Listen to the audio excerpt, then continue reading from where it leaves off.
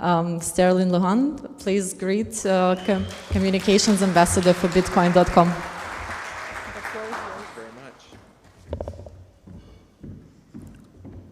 How's everybody doing this morning? You're going to have to embrace my West Texas accent for just a little time here.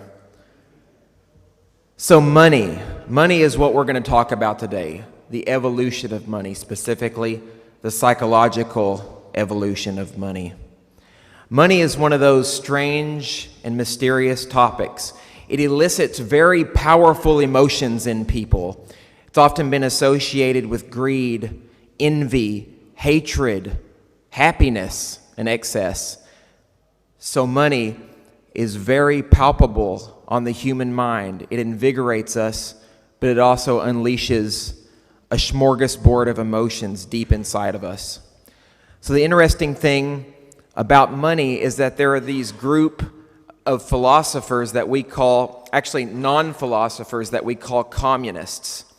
Specifically, Marx and Engels, they had this idea that money is a major contributor to oppression across the world, and that money causes constant class conflict between the bourgeoisie and between the proletariat, between the working class and between the entrepreneurs. And in my mind, these ideas that money is so devastating is absolute nonsense. Money is an extremely powerful tool for us to leverage to communicate value to one another. Now, my presentation today, we're going to talk about the psychological evolution of money in terms of how it makes us perceive the world, how it makes us perceive each other, and what changes it actually causes. Then we'll talk about, and this is the reason why we're all here, cryptocurrency and blockchain technology, and why cryptocurrency really alters the substrate of the way that we think and is really beginning to change the way we not only look at money and money dynamics, but the way that these dynamics interact with society at large and change our perspective of the power institutions like governments and central banks. So let's get into it. This presentation nor the conference would be complete unless I defined money, unless I set the stage for what money actually is. So what is money? Like I said, it's a tool. It's an invention, but it's not an invention like the internal combustion engine or anything of that nature. It's a mental invention. What money is a collective agreement on value. Money is a way that we communicate and represent value to each other in order to procure the purchase of goods and services. Now, there's an interesting thing about money, though. It's a slippery concept because money naturally has value, right? But the thing with value is that it's subjective. In order for money to have value, we assign value to money.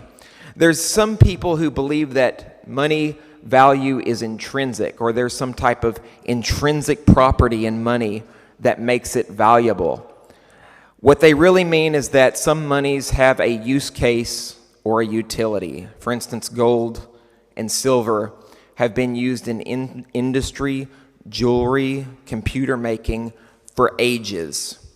But that's not value. Value is always subjective.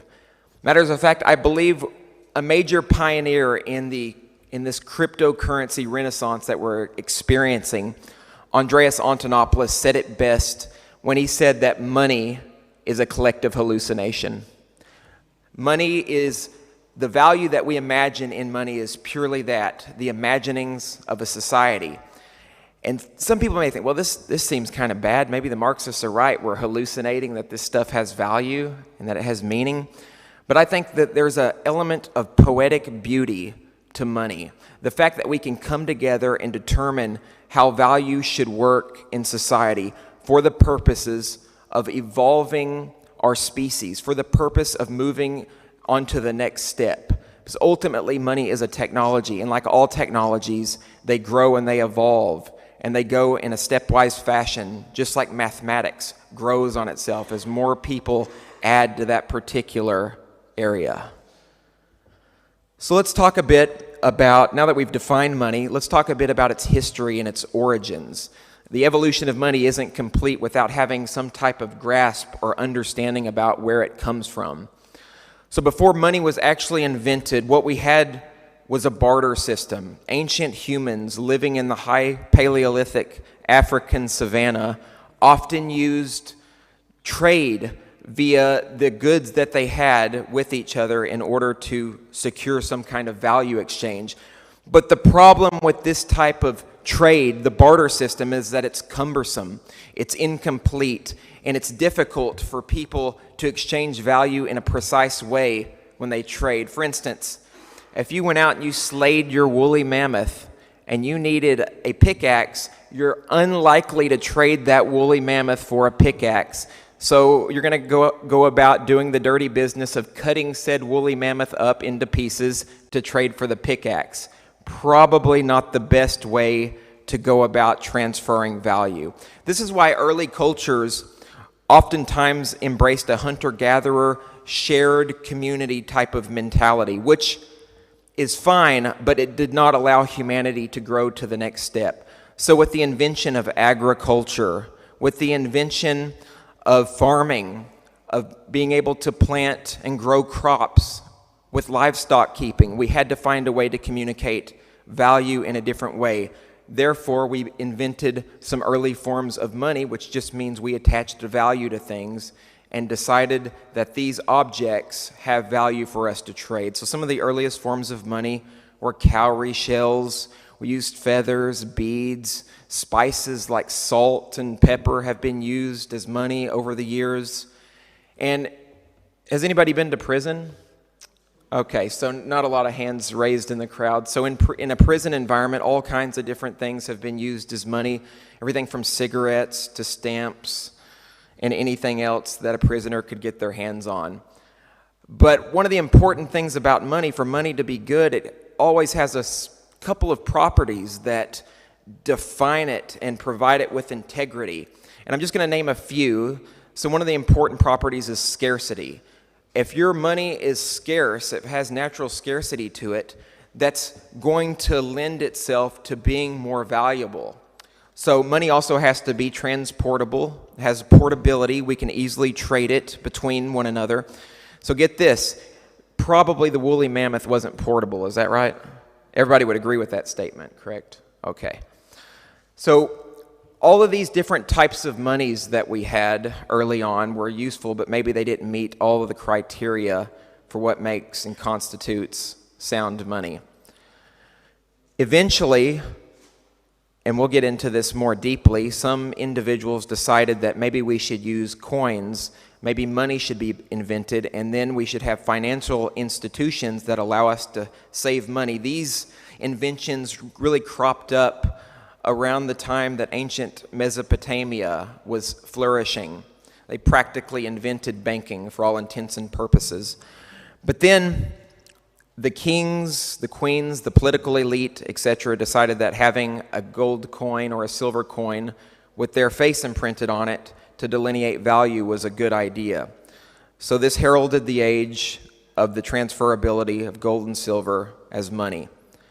Go down the line just a little bit more time, and another invention in money cropped up, and that is the fiat dollar, or paper currency as money. Paper was really easy to use and to wield as money because it can be scarce, we'll talk about that. And it can also, paper money also is easy to transfer, it's lightweight, easy to carry, makes pretty good money if we assign value to it. And early on, money, this fiat paper money was backed by gold and silver because most people throughout time immemorial acknowledged that gold and silver have these immutable properties that make it more useful as money. It has these utilities and use cases, etc.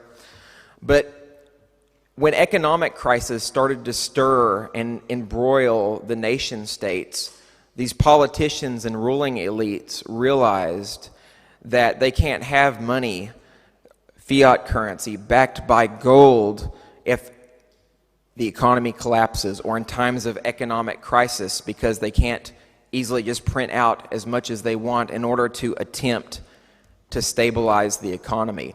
So the invention of fiat currency via the governmental parasitical system of nastiness has caused a bunch of problems in society, and we've seen it with a myriad of financial collapses across the world because governments can print out as much money as they want. So human beings, we've had to leave our trust and our power in these individuals to care for our money, therefore and thereby sapping power from the individual, taking that ability away from us.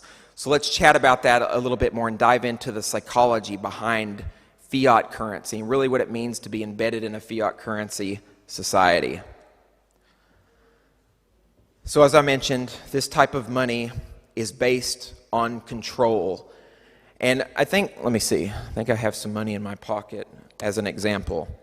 So check out the symbolism on the dollar. You have the face of some sociopath printed on the front of the dollar, some political ruling king. So here's the thing, this is very important. Here's the thing with this. These individuals, and also I think I have a Bulgarian, someone help me out. What's the name of the dollar here in Bulgaria? Okay, cool, good. See, educating me already. So I'm not going to make a judgment call on who that is, but if I were to venture a guess, I would say it was some type of politician. Would I be correct? Oh, well, that's good. Is it a banker? Okay, so we're on a positive direction forward then in terms of Bulgarian money. So in the United States, it's almost always a politician on the front of a dollar bill. It does speak to the idea that the United States is probably one of the most tyrannical and violent governments on the face of the earth, and I'm sure most of us probably agree with that. So here's the thing, this money symbolism, regardless of where it comes from, has effects on our psyche, it has effects on our consciousness. It changes the way that we think about each other, the way that we relate to each other. Because if dollars are associated with power, and regardless, even if the printing isn't of a ruling elite, which is good news, what this has still done is printed out by a central bank or by a government and controlled by a government. And that has long-standing and long-reaching consequences.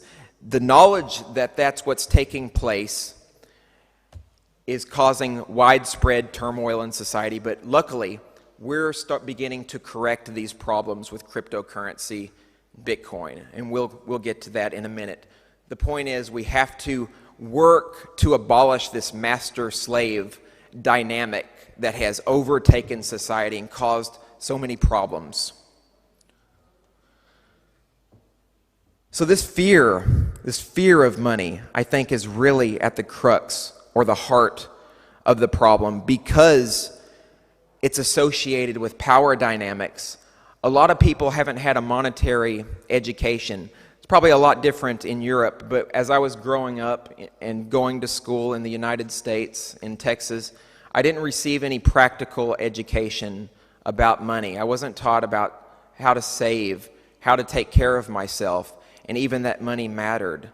A lot of this also was a byproduct of the Marxist indoctrination and propaganda that I received as I was going through school. These people hated money, and that mentality naturally infiltrated every aspect of my being. And I'm curious, can anybody here empathize with me on that aspect? So I'm so happy that that's not the case. Wherever you are, not a single person raised their hand, so where you guys went to school is definitely a lot better in the United States, but our whole public education system is the most broken thing that you could ever come across. It took me an experience with the drug MDMA in order to wake up to my reality. I took the drug, I came to terms with who I am and decided I wanted to go back to school, get a degree in psychology, and continue pushing forward with life because I was literally taught nothing as I was growing up. And imagine all the people who didn't have the same experiences that I had and came to terms with who they are to push forward. It's a real tragedy. But what this has caused is there's this idea, this term called crimatophobia. Crimatophobia just means the fear of money.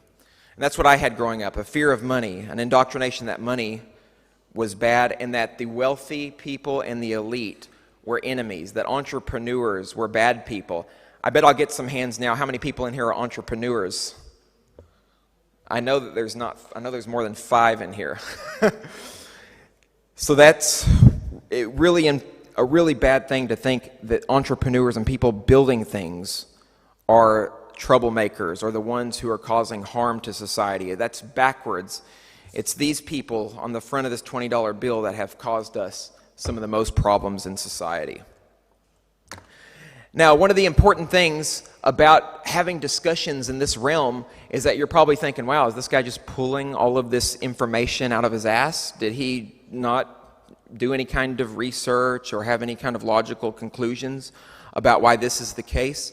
So I did dive into the psychological research on how money affects our consciousness and the extent that it's causing problems in society. But I want everyone to remember that these studies are done in the context of a fiat currency system.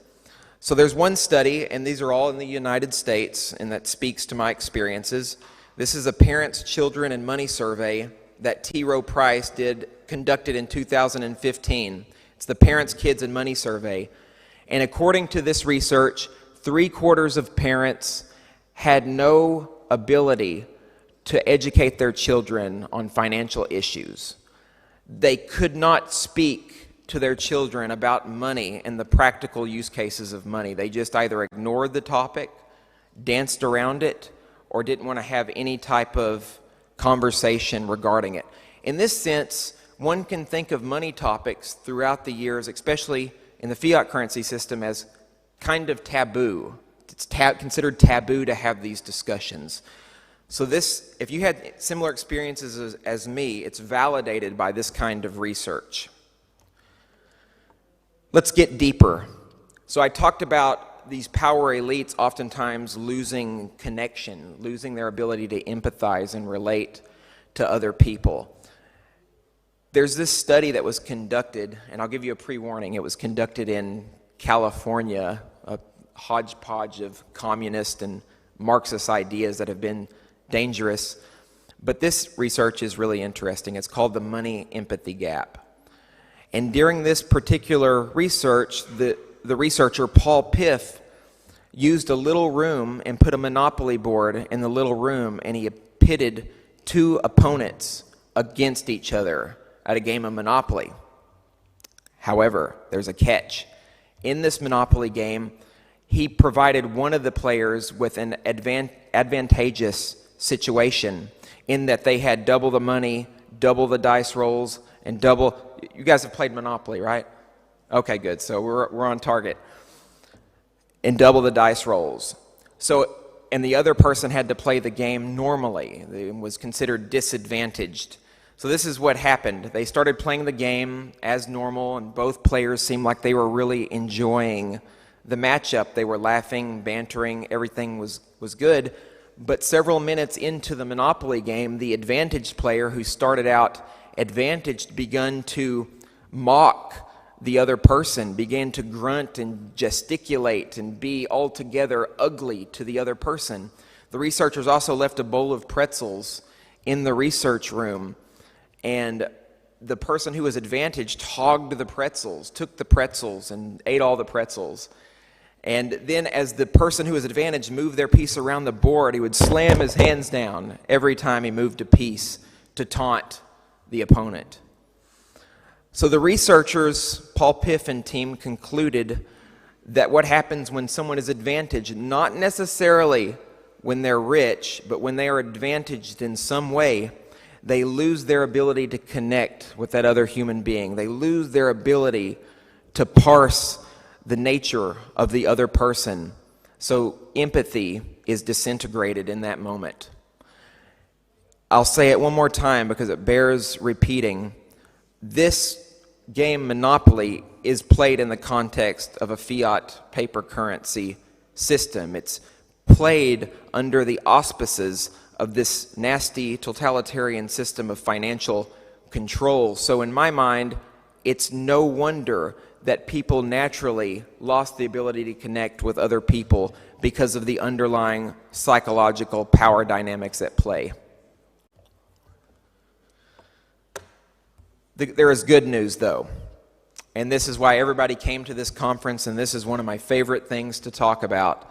We are changing these dynamics on a fundamental and radical basis. We are spurring a paradigm shift of unparalleled beauty, and it's called the cryptocurrency revolution. Now we have a new kind of money, decentralized, peer-to-peer, borderless money that not only changes how we work with each other economically, but changes who we are as people on a fundamental level, allows us to relate to each other in more peaceful, coherent, dignified, and decent ways. And we should all be very proud to be part of what we're doing. Let's talk about these properties of this money and how it acts. Let's give some examples of how this works.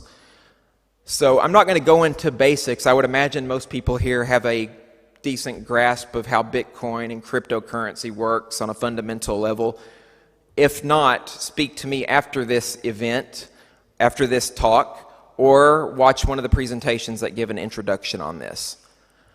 So decentralization is one of the main properties of cryptocurrency, if it is a true cryptocurrency. And this just means that the playing ground is leveled and flat, and there is no single or central point of failure with these cryptocurrencies.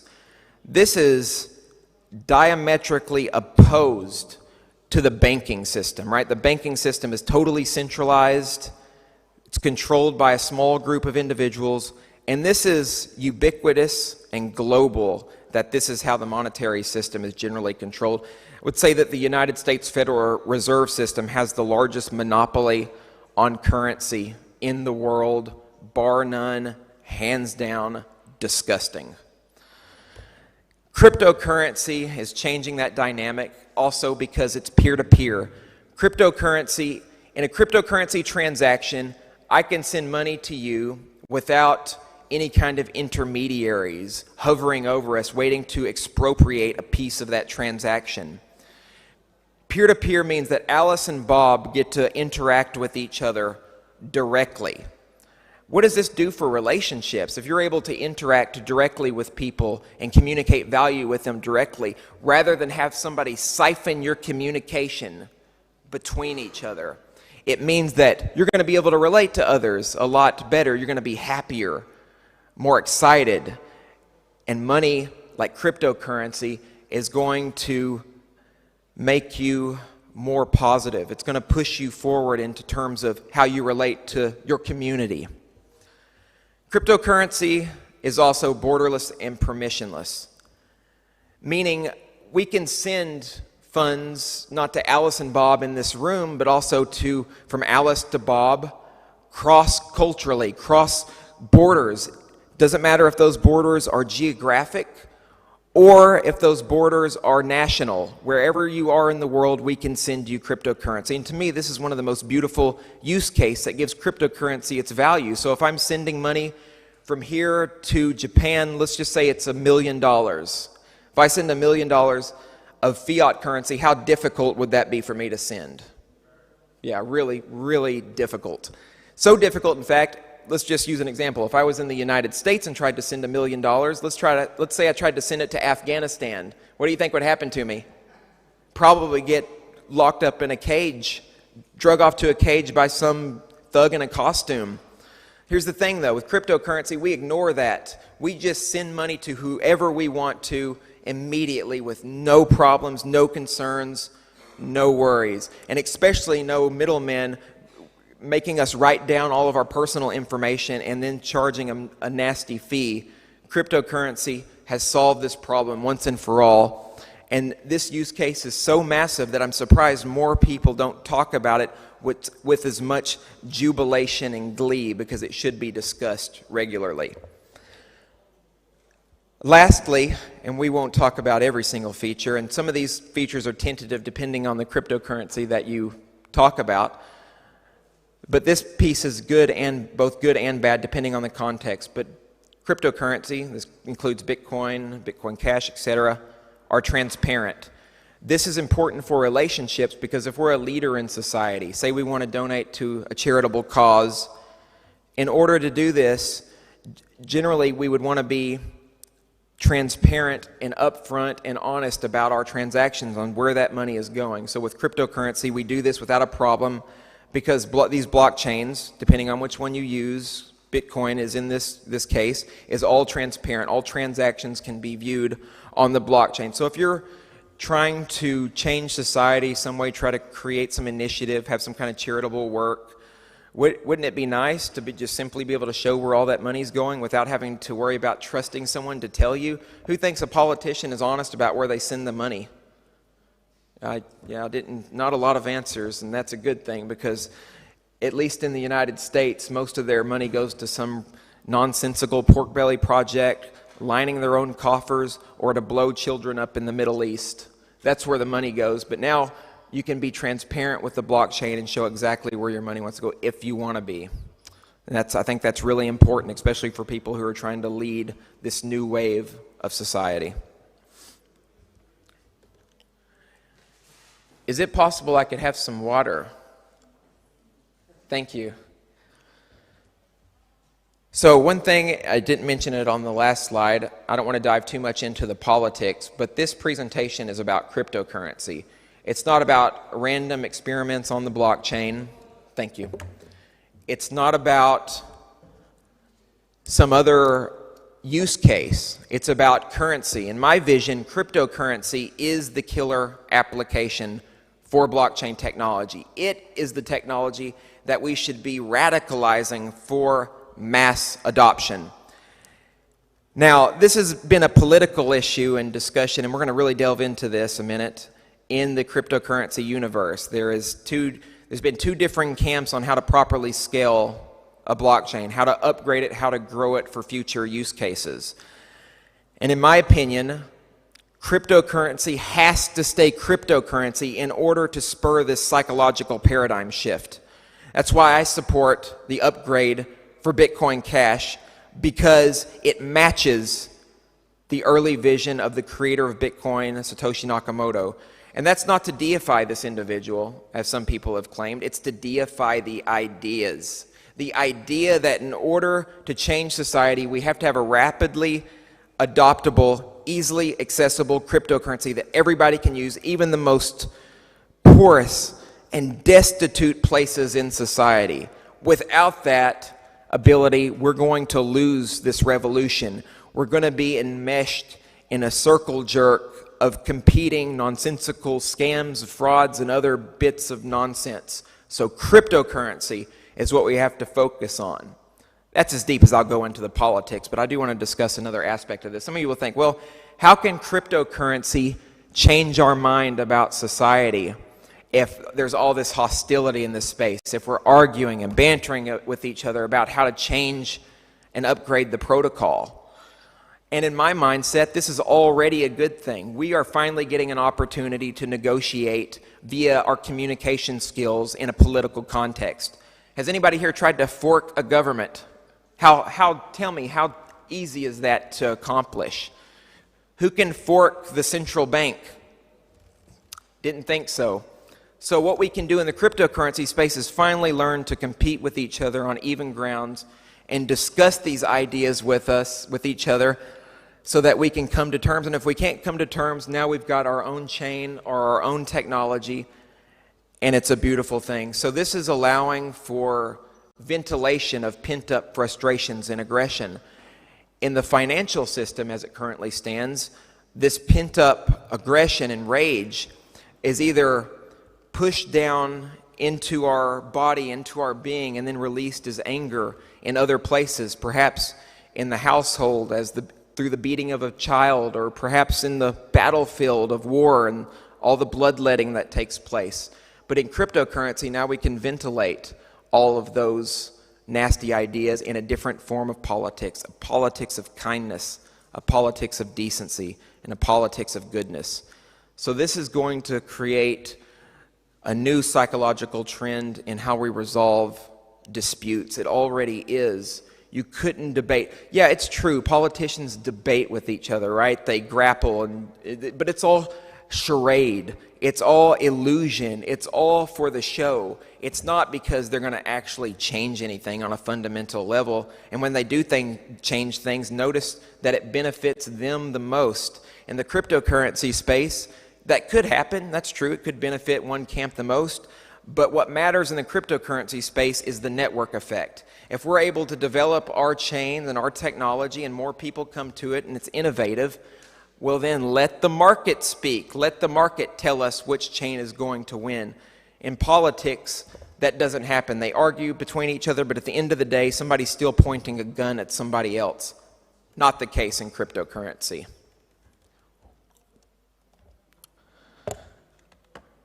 So how is cryptocurrency different? Well, thank you. I'm glad you asked. Cryptocurrency clearly augments our relationships with each other. It allows us to empathize more easily and more readily. It allows us to change the dynamics of society through our work habits and our patterns of living. Now we get to enjoy this gamified lifestyle where we can get on an exchange, we can trade, we can be an entrepreneur, a developer, build new products. And to me, it kind of reminds me of when I was younger and I played video games all the time. I remember playing World of Warcraft a lot and Diablo and some of these other games. But one of the most exciting parts of those games was just building up my loot collection and getting digital money. So what's happening in the cryptocurrency space is we're creating these technologies that are heavily gamified where the game's not rigged because we can choose what game that we play in and we get to develop our personas digitally and create and collect value in a decentralized digital fashion. So in a very positive way, this ecosystem is gamified in a way that benefits each and every one of us. You could say that the political system and the banking system is gamified, but if it is gamified, the game is so fucking rigged that there is no way out. There's no escape hatches, no forks, like I said. And it's about time to change that. And cryptocurrency is already in the process of doing that. We're in the process of doing that. So to kind of work toward a conclusion here, we are in the midst of a financial renaissance. Do not doubt that. Things are changing. The power struggle is changing. People are scared. People are happy, especially politicians. There's been a lot of politicians who have absolutely freaked out about cryptocurrency, and some have gone so far to ban different aspects of it. In China, they banned ICOs, they banned cryptocurrency mining. But what we'll see as we move into the future is this is not going to have a positive impact on those areas in terms of gross domestic product, in terms of happiness, because what that creates is a situation that we call brain drain, where all the most brilliant people escape those areas and they go to develop elsewhere. So, and you know, in a way, this is what's happening is kind of like a new drug war, where if they start banning cryptocurrency, what they do is they create a burgeoning black market for over-the-counter trades and black market back alley deals, which is fine in my book. But the thing here is, unlike the drug war, if you ban and harm cryptocurrencies, it's going to come back to haunt you, because some places in the world are going to blossom and they're going to thrive. And that is the nature of the evolution of money. That is the crux of what we're doing in society and all the forward momentum that we have. So I want to thank you all for being here today and having the courage and the gratitude to do what we have to do, to make the difficult decisions to push us forward.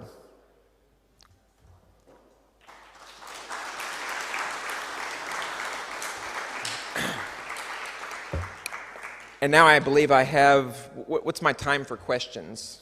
I'm not sure how long I went there. Maybe over.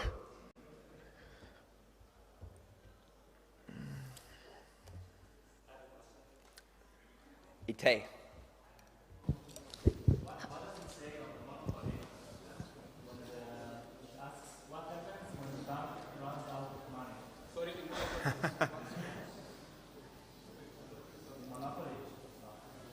So the last time I played Monopoly, I was a kid, but I know if you don't pass go, you go directly to jail, which is true of the whole Monopoly fiat system that we live in.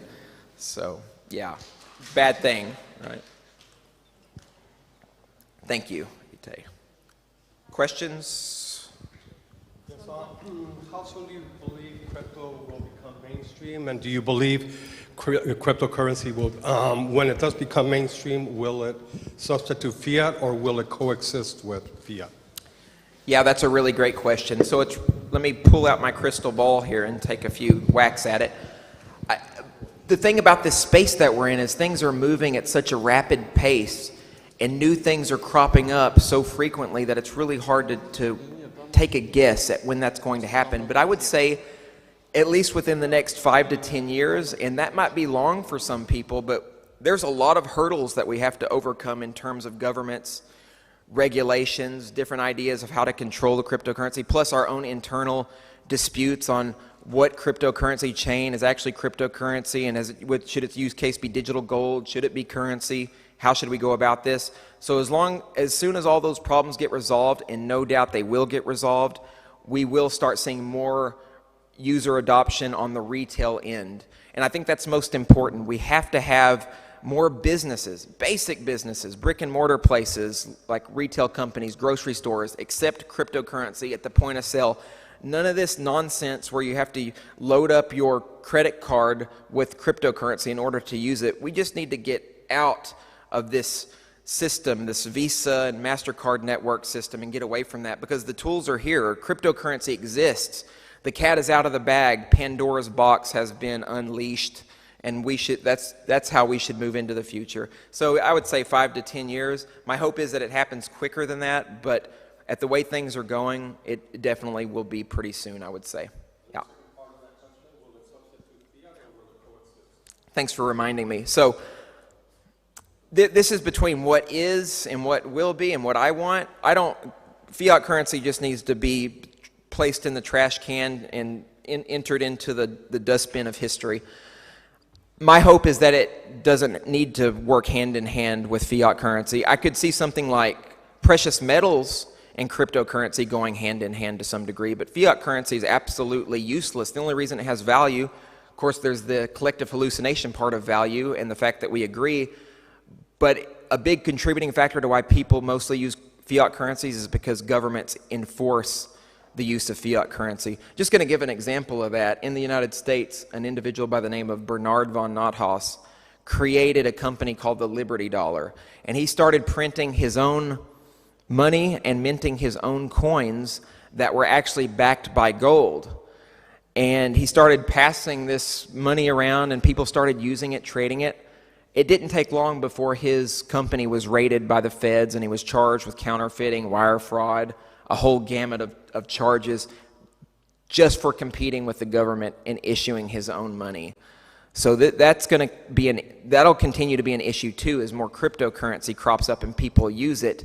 Governments are likely to get rather violent rather quickly, and that's why we really have to stay adroit in our space and stay deft of hand. They can't just shut off the protocol, but they can ban it. They can threaten you and I for using it, and we should do everything in our power to prevent that. And I think the main way is to continue having ambassador-like relationships with people, with governments, and let them know the world is changing and they're either going to get left behind or they're going to come with us. My hope is that they come with us.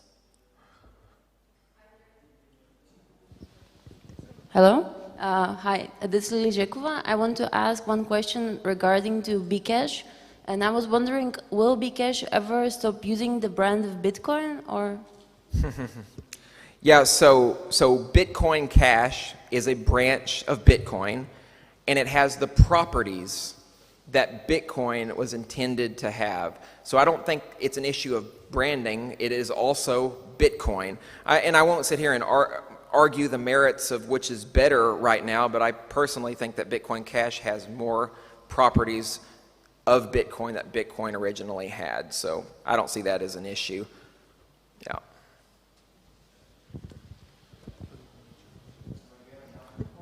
Can we get, yeah.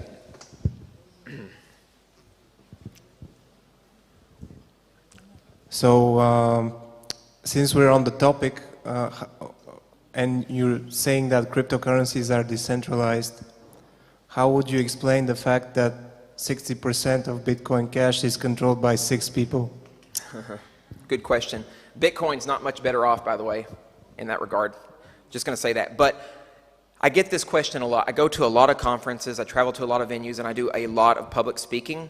And this question is asked every time, probably 3 or 4 times.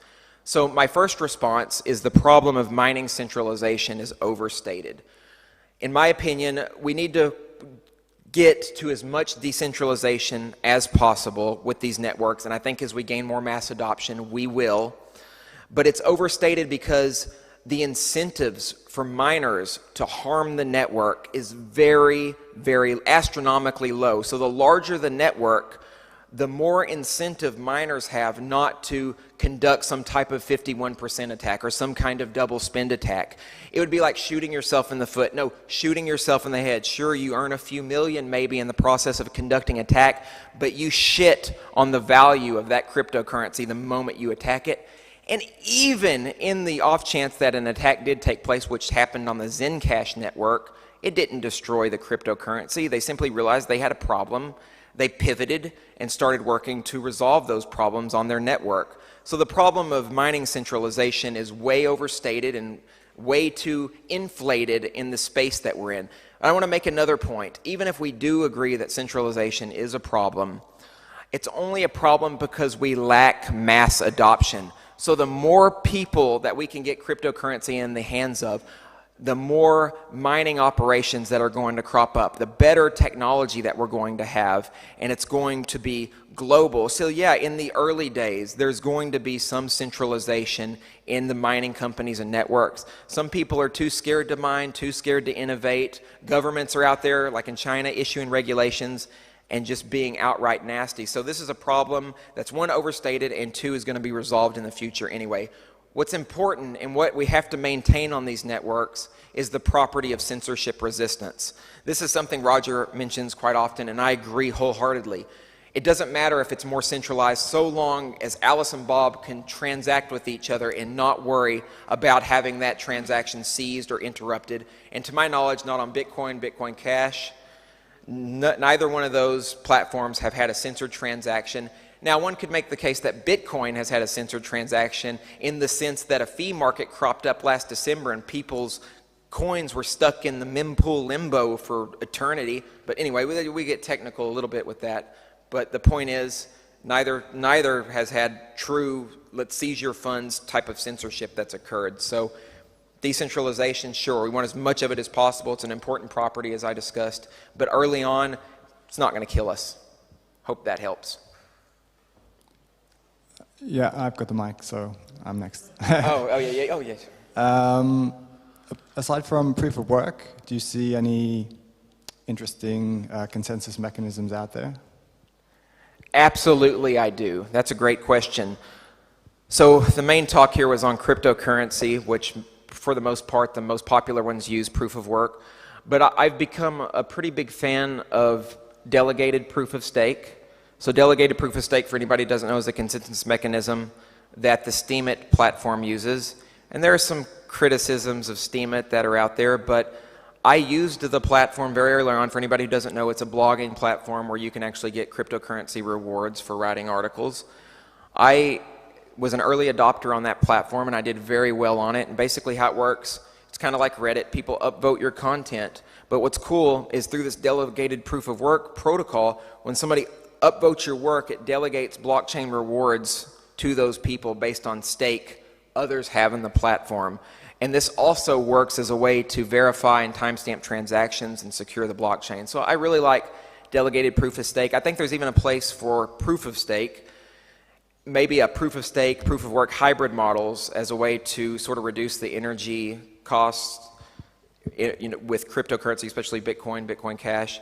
And I think that those will continue to have a place in cryptocurrencies as we move into the future. And I really do believe that people will continue, entrepreneurs, developers will continue to create new ways for us to arrive at consensus on these blockchain networks. So the future is really bright in terms of this. And I'm not a consensus mechanism maximalist by any stretch of the imagination.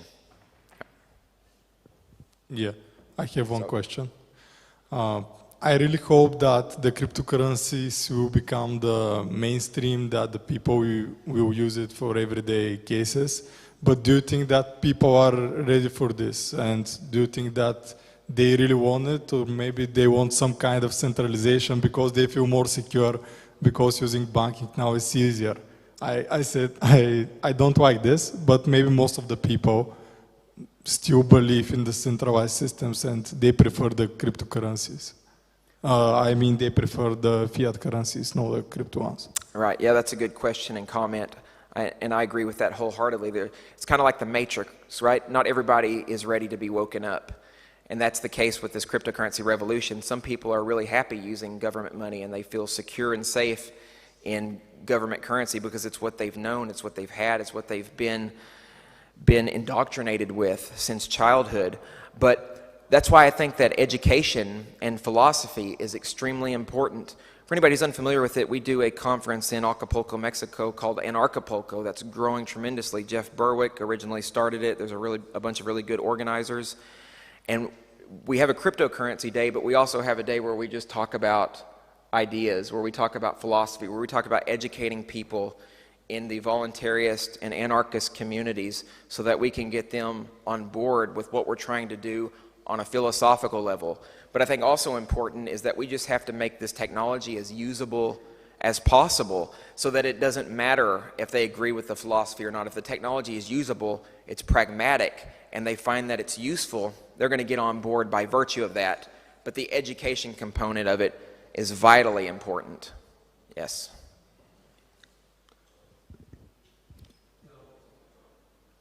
Hello? Yeah. You talk about the fiat currencies going to the trash bin of history, you said. Do you think the fact that cryptocurrencies value is overwhelmingly measured in fiat currencies currently, do you see it as a hurdle or an issue?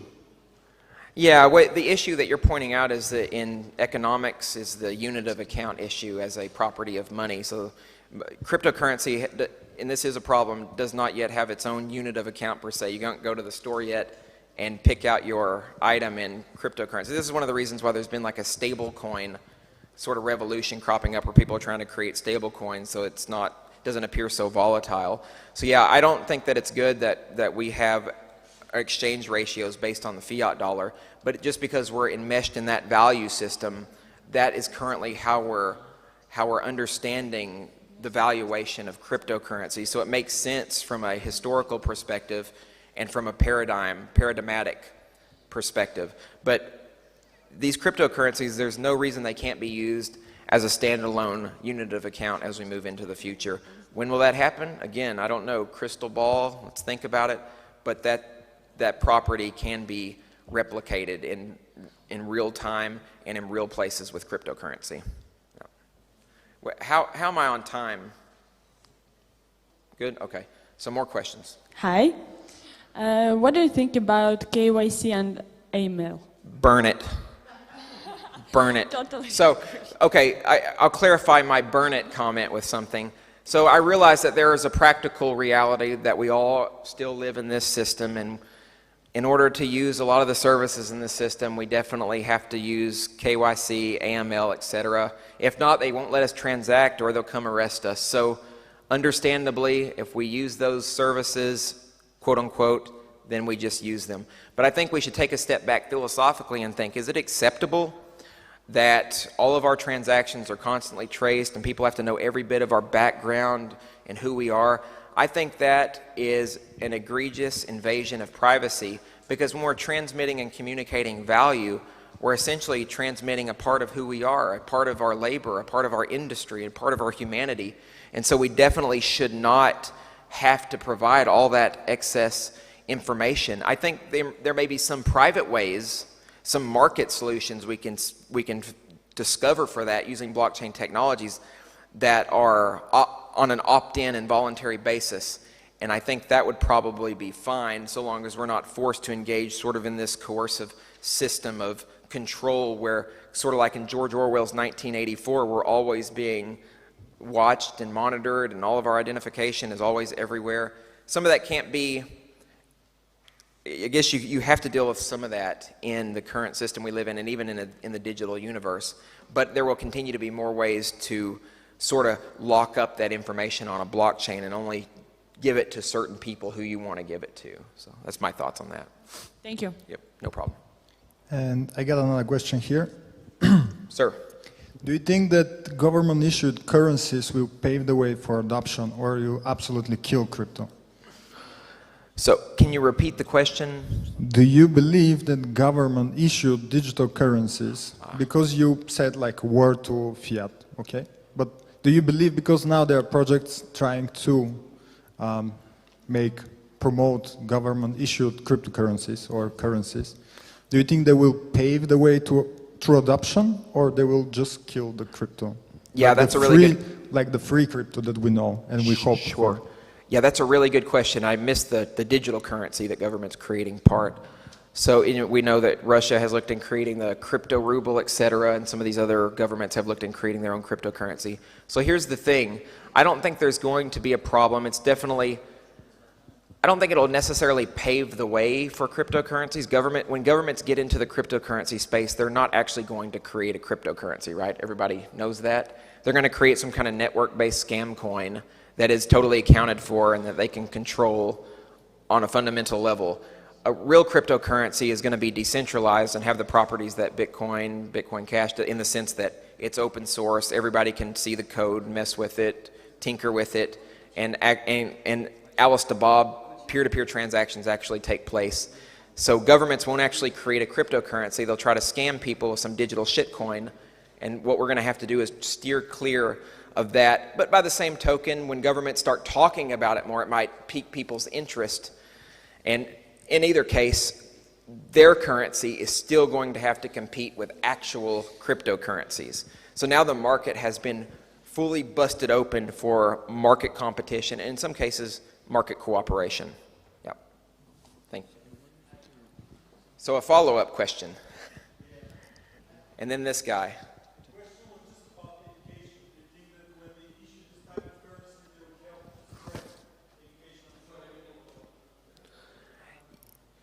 Yeah, so the question is, for anybody who didn't hear him, he's wondering, the adoption of cryptocurrency, will it help spread education? Is that right? Yeah. So absolutely, yes, when people start adopting cryptocurrency, they're going to learn more about it. They're also going to learn more about our shared philosophy of decentralization and freedom. But by the same token, cryptocurrency itself should not be a substitute for self-education. In my belief, I think people should aspire to be autodidacts. They should take the time to learn, to research, and to live in this world with as much gusto, enthusiasm, and energy as possible. And that's the way that I've gone about life. But that really takes a person to care about life and to care about living. And not everybody, some people will remain asleep. And that's why, to the other question I answered, we should just make cryptocurrencies as usable as possible so that culture naturally shifts. The paradigm naturally changes as we move into the future. So. Hi. Is ETH's downward trend inextricably bound to the slowing down of the ICO market? So can you repeat that again? I'm sorry. So is Ethereum's downward trend in terms of price at the moment inextricably bound to the slowing down of the ICO market? Yeah, short answer is yes, I think so. I think we're in a real consolidation phase right now. Our space has been inundated with scams, questionable coins, I said shit coins, projects that are nothing more than vaporware with project leaders looking to make a buck, so they're not actually project leaders, they're just scam artists. And I think right now we're in this phase where a lot of that stuff is going to start getting pushed out of the market, and that's why there's this quote-unquote bearish sentiment that we're experiencing right now.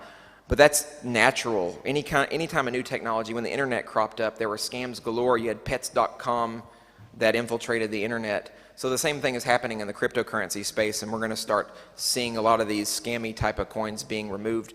But here's the deal. We got to be very careful about government regulations and government agencies coming in to try to manage this stuff for us because, A, they always think they know better than the entrepreneurs and developers, which is just absolutely false.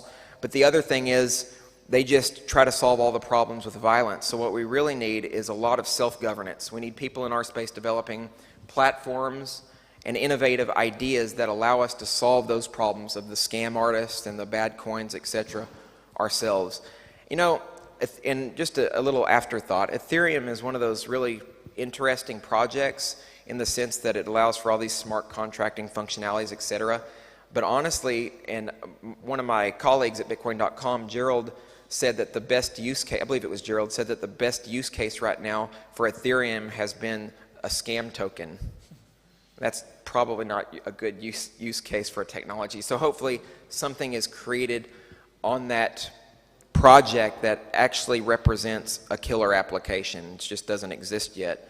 I have hopes, but some people like Tone Vase just think that Ethereum is a scam. And right now it just looks like a platform that is allowing scams to proliferate, which is unfortunate. But I'm optimistic, ever optimistic, so I think in the future we'll resolve these problems one way or another, whether it's on Ethereum or somewhere else. Yeah, you're welcome.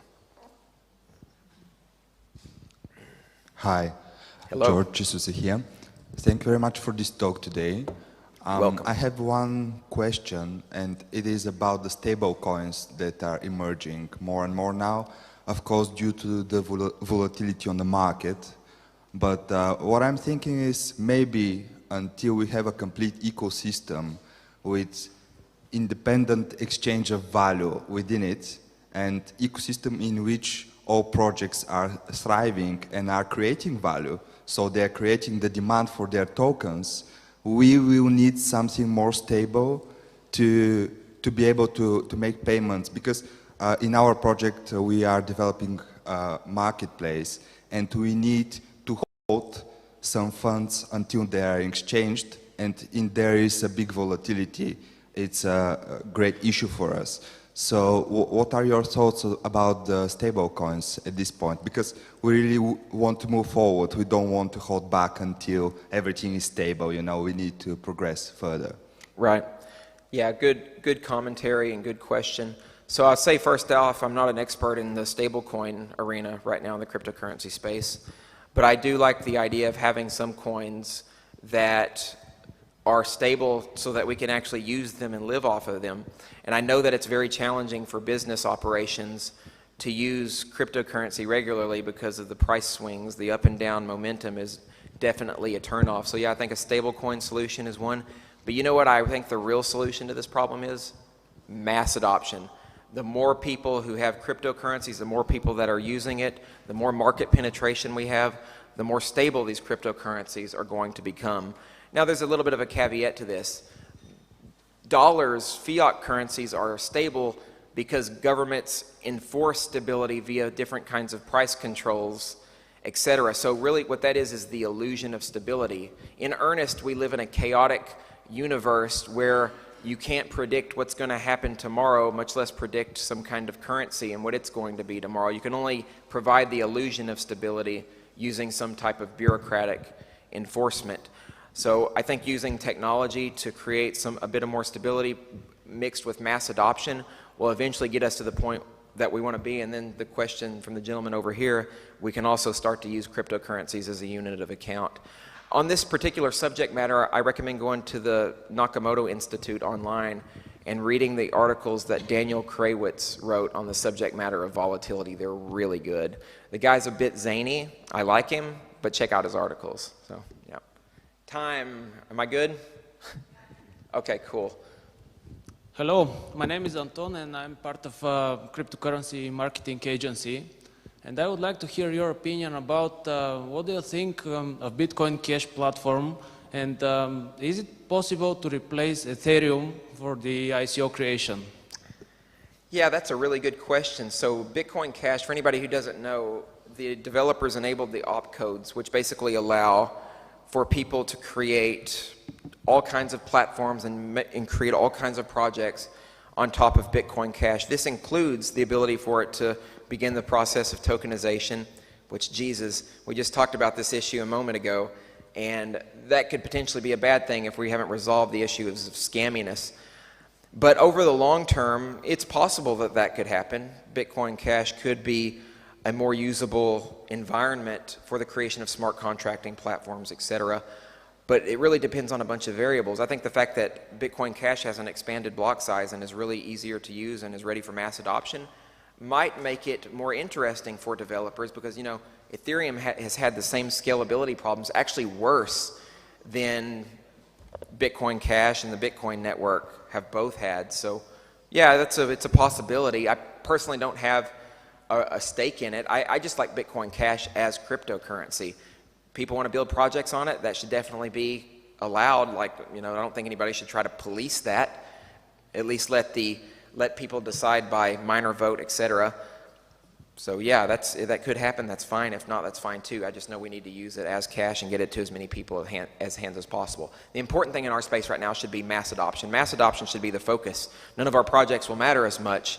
All these crowdfunding campaigns for whatever tech business are really trivial in compared to using cryptocurrency in a tangible way. Like working at Bitcoin.com, I get paid in cryptocurrency, in Bitcoin Cash, so I live on it. I use it regularly on a daily basis. I pay my dog sitter, buy my groceries with it, live.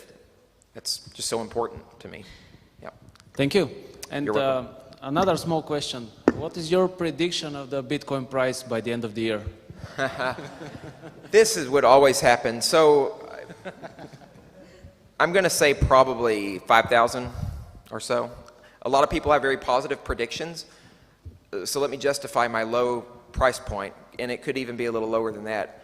These times are really rough right now because of all the scams that we've talked about, because of all government regulations, all the bureaucrats trying to get involved. So sentiment is really awful. So I'm not going to mirror all these guys who are like, by the end of the year, $20,000 or $30,000. If that happened, I would gladly come on stage and say that I was wrong and give a thumbs up. But I don't really see that happening, not this year. I do think long term, cryptocurrencies are all going to be very valuable. But to me, the value of the cryptocurrency isn't in the monetary value. It's in the use case for destroying centralized, nasty systems. That's where we should focus. I have the crypto-anarchist spirit writ large in my psyche, and that's where we should focus. Okay, thank you. Hello? Right here. Who said hello? On the right? On the right. Yeah. Oh, yeah, way on the right. Hi. I would like to ask you for your opinion about the so-called centralized cryptocurrency that have one point of failure. Do we stay away from them?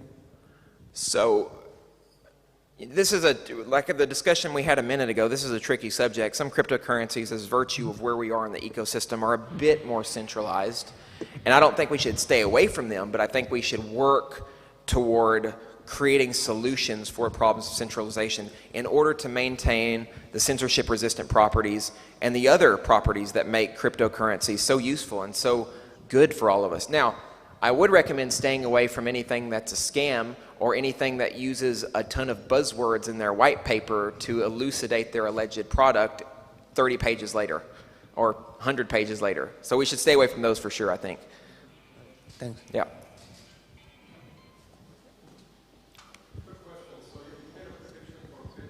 Sorry. Yeah, just ask them to do a prediction of Bitcoin Cash as well as he did for Bitcoin. Yeah, sentiment in the whole ecosystem is bad, so it'll probably be, what is it right now? I haven't looked at the market today, in the 500 range somewhere. Yeah, so probably around that same range, 500, 550, somewhere in that range. I don't see any cryptocurrency really taking off this year. The good thing about Bitcoin Cash is there's been a lot of development, and when I talk about the price value, I'm not saying that there's nothing going on in the space. There's a lot of development happening in the Bitcoin Cash ecosystem that I can definitely speak to. A lot of projects are being built. You know, Bitmain just came out with the wormhole thing that's going to allow for ICOs and tokens to be created. More companies, this is where it's going to be key. And I do think Bitcoin Cash will rise in value faster if more people start to develop products on top of it, which is starting to happen. Now, people are going to be using Bitcoin Cash though, so its store of value use case could be pretty variable depending on the markets. People are going to want to hold it because it's useful as a use case, but they're going to be spending it as well. So it's not meant to be a speculative asset like Bitcoin's been relegated to, in my opinion. Yeah. All right, I think that my mouth and throat are totally dried out now, so I think I'm going to call it what time? I'm sure. Good? Okay. Thank you all very much for the questions. And